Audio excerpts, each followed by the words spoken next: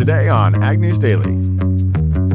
So, that 58% of your population saying they're a farmer, you touch these farm policies, import policies, it's a big deal. Well, welcome back to the weekly edition of the Ag News Daily Show. Do we need to reintroduce ourselves? Maybe. We might have some new listeners after being at the Van Trump conference this week. And we got to take home some prestigious hardware. We did. The top ag influencers, a part of a group down there. It was a lot of fun to see people, see friends, and meet new friends. Absolutely. And had a lot of good conversations about what the year ahead of us looks like. We did get a weather update while we were down there. Of course, late this week and into next week in the Midwest, it's expected to be colder in temperatures and some snowfall. A significant cold air mass is on the horizon for next week through the 18th and 19th, bringing in a large system that could deliver more heavy precipitation. If another major system moves through later this week, water levels on the Mississippi and Ohio River systems are expected to remain at their high levels, again aiding in the transportation of crops. However, northern areas in the Mississippi Basin are becoming dry and could benefit from more rain and more snow. In the Corn Belt, rural travel conditions are gradually improving after a recent snow and ice storm that hit areas from Missouri to the Ohio Valley. Looking ahead in the 6 to 10 day forecast windows, it shows near or below temperatures across much of the country, with warmer than normal conditions expected near the Canadian border, from the northern Montana area to northwestern Minnesota. Most areas will see near or below normal precipitation, except for wetter than normal conditions in the northern plains, and from the southern Rockies into the western parts of southern Texas. So a vast area there, Delaney, that we're keeping an eye on. Additionally, we're watching the critical fire conditions ramping up again across southern California coastline late this week. They are in our thoughts and prayers as we see large wind gusts and unfortunate devastation. Yeah, I think the latest toll was something like 17,000 acres. Yeah, and unfortunately, double-digit deaths. Mm-hmm. Well, farmer sentiment took a dip in December with the Purdue University and CME Group Ag Economy Barometer dropping 9 points to a reading of 136.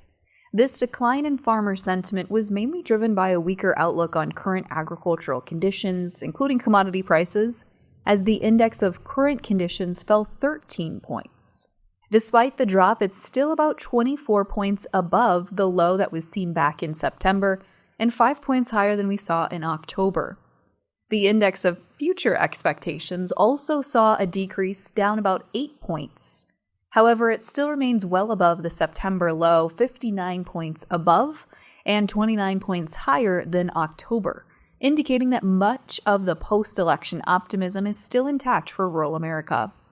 The positive outlook seems to be fueled by expectations for a more favorable policy environment over the next few years.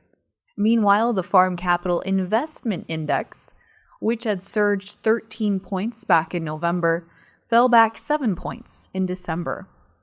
Overall, farmers' views on the current and long-term prospects for agriculture showed some contrast last month. Sentiment about current conditions and the one-year outlook was more cautious compared to what we saw back in November, but expectations for the next 5 years were notably more optimistic. Overall, farmers remain more optimistic about the future of their farms and the agricultural economy than they were at the end of the summer. And I think we saw that sentiment really carried out throughout this week at the Van Trump conference as well. FarmCon conference, I should call it. I know, it's the same thing. It's a big family affair when you get down into Kansas City for this. I would agree. It seemed like there was cautious optimism, as far as to put it there. We did keep monitoring other topics here. A major development this past week with the International Longshoremen's Association, or the ILA, and the U.S. Maritime Alliance, USMX, announced that their new 6-year contract is in place, averting a potential strike at the East and Gulf Coast ports that could have begun as early as next week, starting January 16th. The strike threats arose after the two sides failed to reach this new contract by last fall's deadline, leading to a temporary strike and an extension to get them to January 15th for negotiations. In a joint statement, the ILA and USMX said that this agreement protects the current ILA jobs and establishes framework for implementing technologies that will create more jobs, modernize our ports, enhance safety, and increase efficiency, ensuring the capacity needed to keep our supply chains strong. While this new contract is set, both parties will continue operating under the current agreement until the ILA's Wage Scale Committee can meet and hold their ratification vote. This is needed. The USMX members will also need to ratify their deal, so until then, the deals of the agreement will remain completely confidential. One of the key sticking points during the negotiations early on was the adoption of the automation technology. The ILA has consistently opposed increasing automation, fearing that this will lead to job losses, while USMX argued that the modernization is crucial for the U.S. ports to remain competitive, especially with those in Europe and in Asia. The specific technology that changes in the proposal will remain unclear until the contract is fully approved and fully released. So stay tuned, as we will have more updates as the ratification process moves forward. Well, we're just a few weeks away here from the inauguration of President Trump. And a recent report from the Washington Post suggests that President-elect Trump's aides are now considering narrowing his proposed tariff plans to target only specific critical imports. However, Farm Policy News reported that President Trump has denied these claims. In a post on Truth Social, President Trump stated that the story, which quoted so-called anonymous sources that don't exist, incorrectly claims my tariff policy will be pared back. That is wrong. If this narrowed tariff plan were to materialize, it would mark a significant shift from the universal tariffs of 10 to 20% that President Trump proposed during his campaign. But economists warn that such tariffs could lead to higher consumer prices and disruptions in the global trade patterns. On the campaign trail, President Trump pledged to impose a 60% tariff on Chinese goods in particular, phase out imports of essential goods from China over 4 years, and implement a 25% tariff on goods from Mexico and Canada. A lot of question marks, though, around if that's even possible due to the USMCA agreement.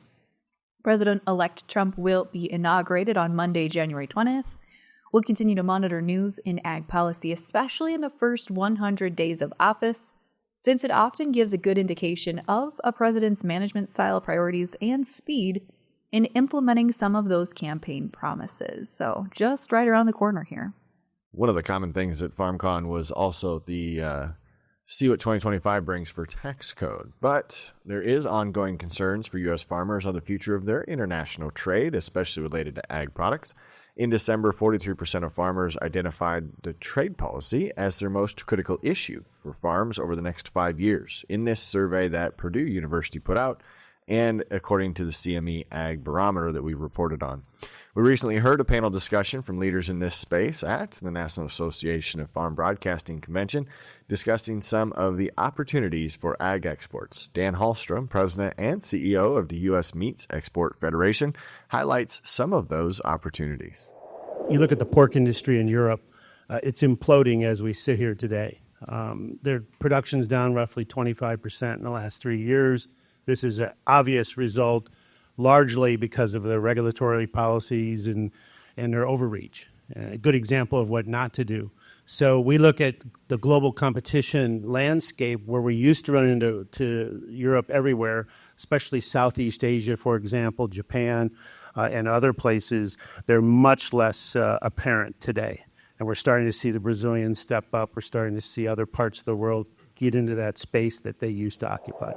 Well, Tanner, additionally, Kim Atkins, who's the Strategic Partnership Director with the U.S. Soybean Export Council, says there's opportunities for soybeans as well.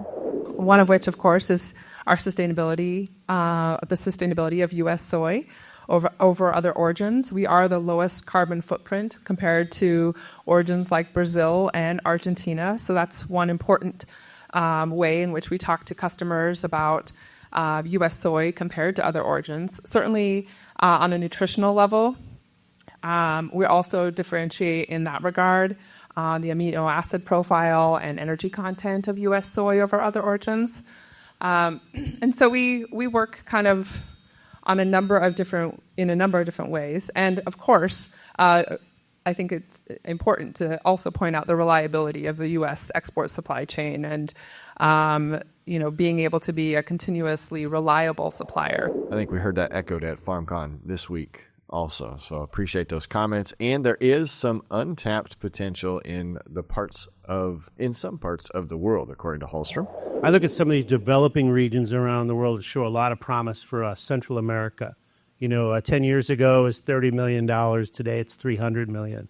And there's more on top of that.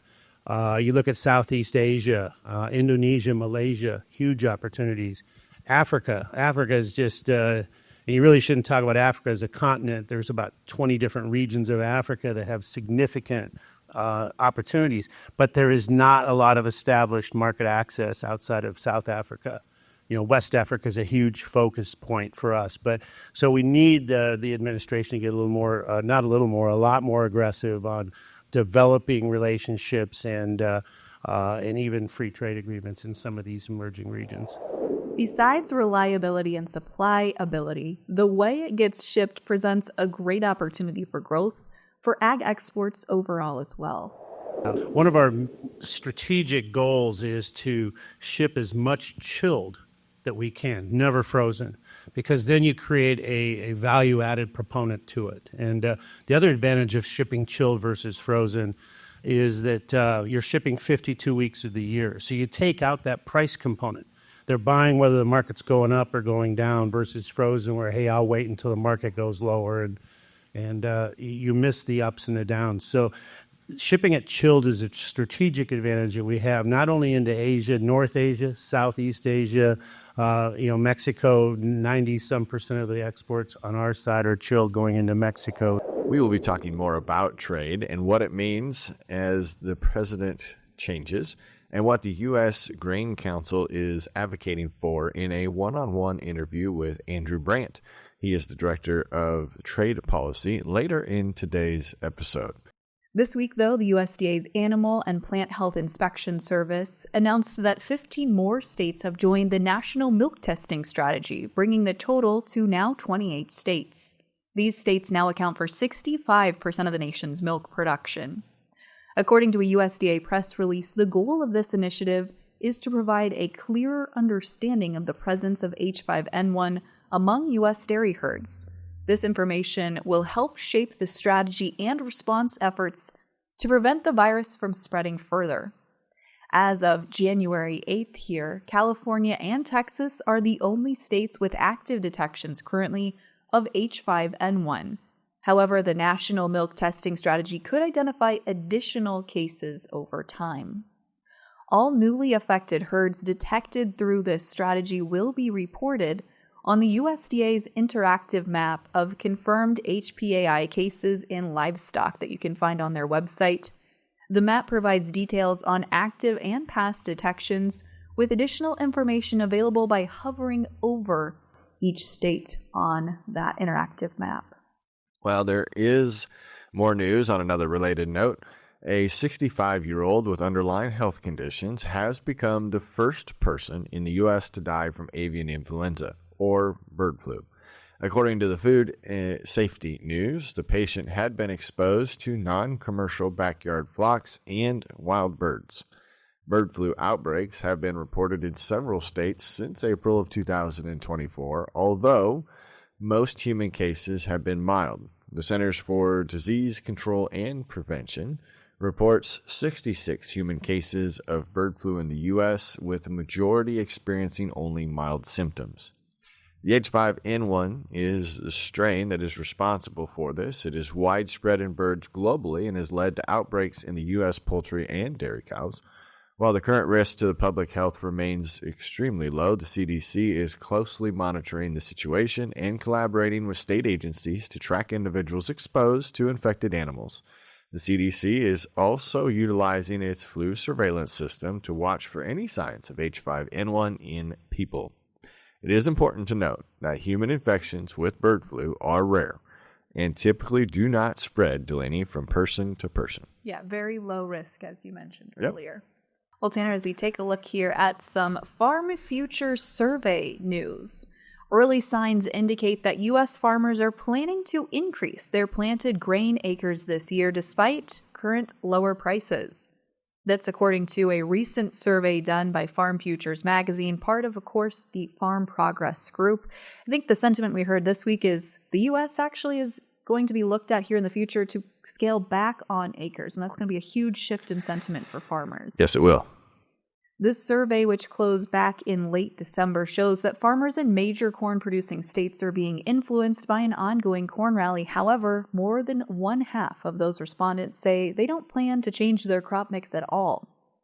This survey also highlighted that many farmers are holding out for better prices, as reflected in their marketing activity or sometimes lack thereof. A significant number of farmers are still holding on to their old crop bushels from 2024, with some even retaining grain back from 2023. About 48% of respondents said that their 2024 corn and soybean crops remain unsold. Additionally, farmers reported storing about 8% of their 23 crop and 5% of their soybean crop specifically, about 3% of their wheat still sitting in bins. This cautious approach underscores the uncertainty farmers are facing as they navigate, of course, these difficult market conditions ahead. And volatility was really, I think, the key word thrown around as it relates to the markets here for 2025. Oh, I can't wait to hear about your next topic, Delaney.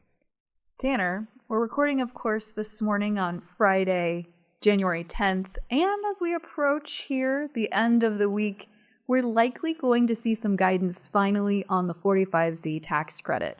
Sources are indicating that we should receive updates as early as today on 45Z and the GREET model in the coming days. Now, this is multiple sources sharing this. Is likely Reuters released a story on Thursday afternoon that they have confirmed with sources close to the issue.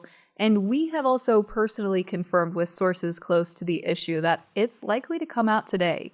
We'll monitor this situation and provide you with the latest updates as they come in, and that might likely be a very big part of our show to cover next week. I was going to say, we should have great news, or at least some news to bring you next week. We did mention earlier, though, that we're hearing all things trades in today's one-on-one conversation with Andrew Brandt, who, again, to remind you, is the Director of Trade Policy with U.S. Grains Council. So let's get into that interview after this message.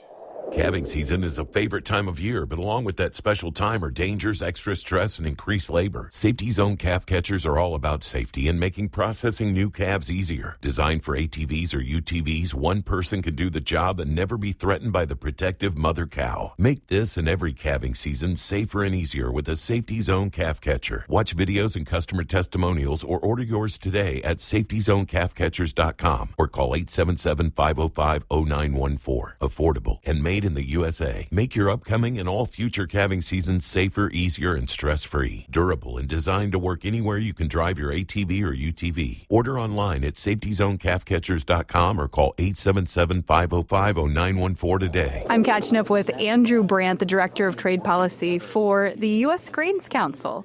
Andrew, super excited to be chatting with you today. We're going to do some speculation about maybe what's ahead for 2025. I'm sure you're getting that question a lot lately after the elections here. But let's start first with a little bit of your background. Set it up for our listeners, who you are and how you found yourself in the trade space. Sure. My name is Andrew Brandt. I've been in D.C. now for not quite 20 years. I grew up, I'm actually a farm boy from about an hour east of here in Missouri. Concordia was my hometown, still farm there with my dad and brother. So we were very typical, diversified row crop livestock Midwest farm, kind of middle-sized. So that's how I got my start. After in college, I did an internship with Senator Talent out in D.C. When I graduated, moved out there, bounced around, worked at USDA at the Crop Insurance Agency. Then I worked for a congressman from West Texas, and then Senator Grassley for about 7 years, handling his ag and trade portfolio. Then in 2021, I came here to the council, so that's my quick bio. So I've always been in ag. I like the industry. I love farming. But in my current role, I get to work on the policies that impact our export markets quite a bit. Let's talk a little bit about 2024 before we look ahead to 2025. The last 4 years in general here under the Biden administration. Give us a little bit of a recap of where we're at now from a trade perspective and how that may set us up for what's ahead in 2025 with the new incoming administration? So from our standpoint, and look at our exports, we're having pretty solid exports.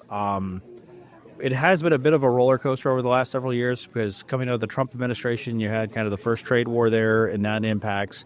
Then we went into the disruption of the pandemic. Immediately following that, you had the Ukraine war, which kind of spiked up prices of everything. And now we're reverting to the mean, as economists might say. So it has been a roller coaster, really the last 6 years, even preceding the Biden administration. Overall, our exports are solid from a volume standpoint. Mexico last year set the all-time single country record for imports of U.S. corn at nearly 23.5 million metric tons. We always are pushing to do better, but our exports are solid. The value has come down because instead of shipping $7 corn, we're shipping, unfortunately, $4-something corn now. So the dollar value has come down a little, which also for people who have followed the trade deficit, that's not the only reason the U.S. suddenly went into a trade deficit, but it's a pretty big reason when corn and soybeans, which are the two of the largest volume exports of ag products, have that kind of price change. So overall, it's been a roller coaster, but through that all, we kind of maintained a consistent and solid pace, with the exception of maybe the pandemic that was a temporary shutdown. Moving forward, I think the potential of a new round of tariffs. I don't know the exact details of how those will look, but I do think I take the president and his team, President-elect Trump and his team, at their word when they say they're going to do it. I think they're going to do it. So I think at the very high level, I think us at the Grains Council, I think probably the whole U.S. ag industry would say, well, we hope those are kind of a temporary means to an end, whether that's a leverage to get a new negotiation, on some of these other products, steel, aluminum, cars, car parts, that they focus on. I think what we would make us more sad is if there's kind of a new permanent set of tariffs. And I guess the tariffs on our side don't impact us, but the retaliatory tariffs from our trading partners that might be the response to those, could raise some eyebrows. But it's all speculation. We don't know the exact details yet. I want to be clear about that. Absolutely. We understand that. Thanks for putting that caveat in there. I think the overall sentiment, at least being here listening to others in this kind of trade and policy space, is because President Trump has such a large rural constituency, a large base that supported him this election, a lot are feeling like he recognizes that and will give ag a seat at the table, so to speak, as he's getting ready to come into office and then take over and implement his policies as he sees fit. Is that a shared sentiment by U.S. Grains Council? And, with that hopefully potential seat at the table, what are you going to be advocating for on behalf of U.S. grain and producers that you guys work with?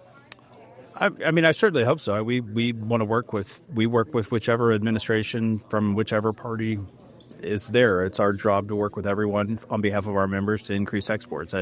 That mission kind of never changes for us. I think there are areas where there's the impact, but then there's also the negative impacts potentially, pending details, et cetera, et cetera. There's also opportunities to fix some other issues, like Brazil ethanol they put a tariff against our ethanol shipments down there, whereas we are still letting their ethanol in here without a tariff. That's a very unfair situation. There's other areas in the world where there are tariffs and or SPS issues. On the sustainability front, you're starting to see a lot of things, specifically out of Europe. There's the EU deforestation regulation, which at the moment impacts soybeans and beef, but not corn, although I think corn eventually could be added. So that's a major issue. But then in addition to that, there's a very detailed they set the MRLs for two chemicals known as neonicotinoids at basically zero. These are potentially could impact if they're used in like seed treatments. So if this were to be allowed to go through, and it is rather ridiculous, they set these tolerances at zero, which is lower than the world standards at like Codex. But the impact of that could be if you want to sell soybeans or corn to Europe, and if let's assume all these policies were let's speculate on Europe. They do full implementation of EUDR, and these MRLs for some of the neonics are set at 0. If you want to sell your corn or soybeans into Europe, you can't do deforestation, whatever that definition ends up being. I would say, you want to remove some brush on your farm, that's okay, but you're going to have to keep that grain separate. And then you're also not going to be able to use those seed treatments you may have become used to. And you got to keep that grain all separate, so a separate bin or some kind of isolation, identity preserved process to ship, to be eligible to even ship into Europe. Now, will there be a premium with that? Some people say yes. I don't know. But those are some of the longer term things we are tracking, in addition to the tariffs, et cetera, et cetera. Talk to me a little bit more then about some of the work you're doing in addition to some that you just mentioned in other countries to continue to improve trade relationships. Maybe you can shed some specific color to the U.S.-Mexico arrangement with non-GMO corn, and also China. What's the future there? What is U.S. Grains Council doing to continue that relationship building? Certainly. So like in Mexico, we have, we've got an office in Mexico City. We've got programming ongoing. We do a lot of joint member farmer missions. Sometimes we take our farmers down there.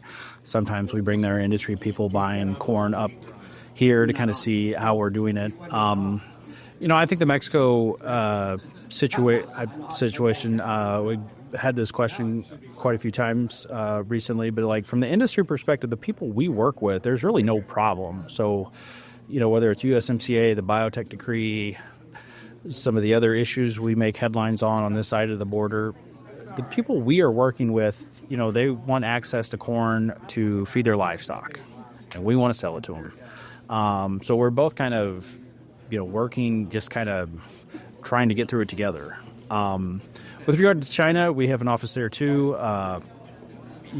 China has been a constant, always trying to increase those imports. It's, they've got, it's a very complicated system over there. I'm not sure anyone fully understands it's the government calling the shots, but whether, that's going through a quasi-private company, it's a very complicated situation. I think tariffs could potentially impact that, but they also, need a lot of corn there. They've got a very, they're the world's first or second most populous country, depending on who you're looking at. It's either China or India.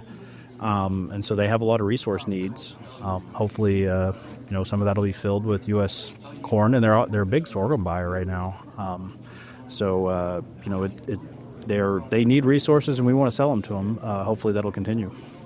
Yeah, and I would echo your sentiment on Mexico in particular. Having conversations with Mexican farmers, a lot of them are very pro-trade, pro-U.S. trade in particular. So hopefully, we can continue to see that. Getting into the works here with the new administration, as you look beyond 2025, maybe some of the immediate focuses with Mexico and China, what are some of those other countries that might be low-hanging fruit that the U.S. Grains Council is focused on building relationships with? I don't know if any country counts for low-hanging fruit when it comes to market development, but I'll tell you where we're working. So 2 years ago, we opened an office in India. As far as I know, we're still the only U.S. ag cooperator that has done that. I think, very logically, you say, well, the China relationship is very complicated. Where else can we find demand? Oh, let's go to the other billion-person country in the world. But that takes time. Our office head director, country director in India, Reese, he came to our February conference, as all our country directors do, and he was talking about, just the basics of India. They got 1.3 billion people. He pointed out it's 58% of that population identifies themselves as a farmer. So anytime you talk about touching or allowing imports of something that, protect, and it's a democracy, so, that 58% of your population saying they're a farmer, you touch these farm policies, import policies, it's a big deal. It's twice the number of people we have in this country identify as farmers in India. So, that's one side on the political side. The other side is, again, with that many people, you got a lot of resource needs. So if you want to, move to a cleaner burning fuel to help the air quality in some of those mega cities, you're going to need access to ethanol. If you want to use your own feedstock to create that fuel, and you got to backfill those feedstocks going to, presumably your livestock industry with something. So it's, that's an area, that's a country we're, looking at and working on. Hopefully, in the next couple of years. President Trump actually in his first term tried to do an India trade deal. We didn't quite get there, but maybe this time he will. And then also Africa, doing a lot of work there on like teaching their people about how we feed poultry with, corn, soy, compound feed mixes, as well as just personally, I've gone over there and kind of talked to them about how the biotech process works. I think in the U.S., specifically, a lot of people here are very comfortable with biotech. But you go to places in Africa, it's actually, I would describe it as they are kind of where we were in the mid to late 90s on like trying to comprehend and understand biotech. So a lot of the questions we get are very basic, and I would say a lot of people here, especially here at this conference, would kind of all take for granted. But they just, it hasn't, they've just been trying to get by and live, and they live a lot of them live a subsistence life.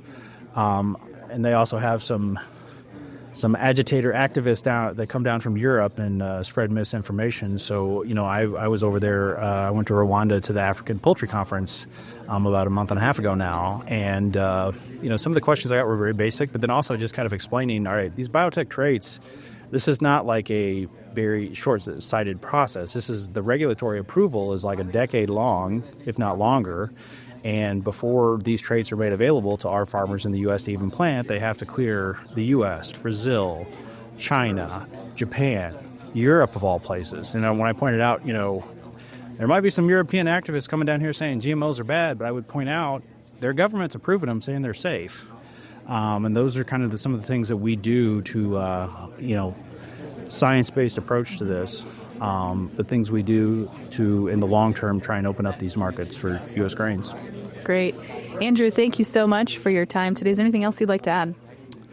No, I think that's it. A lot of farmers may not be that familiar with us, and the reason is you see us overseas, we are basically prohibited. We don't. Our mission is not to spend our dollars here, so we do a lot of work overseas. Our farmer members who are paying their checkoffs may not always see that, but I assure you we are doing their work overseas to try and open up new markets. Great. Andrew, thanks again. Thank you. Well, Delaney, what's happening this week in markets? Well, markets were certainly a big part of the discussion at FarmCon this week. Of course, we've got the WASDE report dropping later today at 11 a.m. Central Time on Friday. 45Z tax guidance should also come out today, and those are two really big market movers here to create some potentially large fireworks effects for the market. The trade is expecting to see USDA reduce corn ending stocks on the WASDE report for a seventh consecutive month.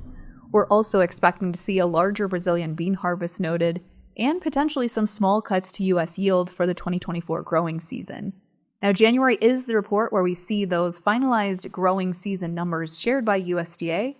And as of the recording this week, that report, of course, has not yet dropped, but we'll be sure to share some of those market updates on how they impact the market in next week's show. But looking at Twitter, I've seen a lot of market analysts and brokers who are expecting some sort of fireworks effect, albeit either from the WASDE report or from that 45Z tax credit guidance. I was waiting this week for those talking about this topic to say a smaller crop gets smaller, but you can't because this was a large crop. It just has been shrunk, like it stated, for the seventh report in a row. It has. I think the question mark is a lot of growers saw drier soybeans when they were in the field. We had an unusually dry harvest season in a lot of parts of the corn states and bean states, but is that enough to really reduce yields by a significant amount? A lot of analysts are suggesting not, but USDA has a tendency to surprise us on these reports. That's right. If you want to keep up with updates coming from Ag News Daily, make sure you follow us on all of our social media platforms. We encourage you to send us ideas and suggestions for more events to attend or more interviews to do. So it's great to have that interaction with you. But for today, Delaney, what do you say? Should we let the listeners go? Let's let them go.